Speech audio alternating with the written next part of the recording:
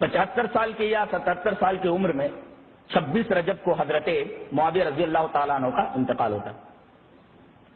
اس کے بعد پورے ممالک اسلامیہ میں ایک ثانوی استفساء برائے کیا جاتا ہے، دوسری مرتبہ استفساء برائے کیا جاتا ہے کہ ایک تو حضرت معاویہ رضی اللہ تعالیٰ عنہ کے زمانے میں لوگ حضرت یزید کی خلافت پر متفق تھے، کیا امیر معاویہ کے دباؤ میں لوگ ایسا کر چکے ہیں؟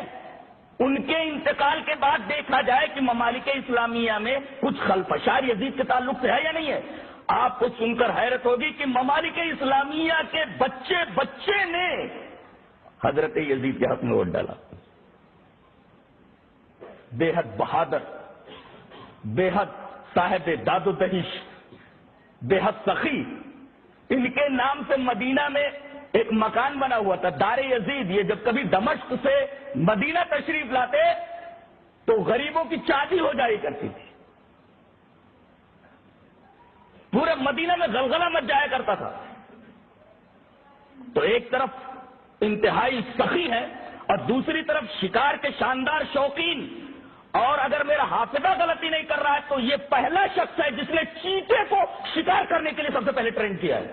بتائیے، جو آدمی چیتے کو ٹرین کر کے شکار کرتا ہو اس آدمی کی بہادری کا کیا عالم ہوگا۔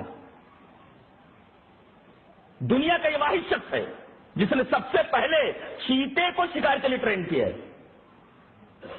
جس سے حضرت یزید رحمت اللہ علیہ کی بہادری کا اندازہ ہوتا ہے۔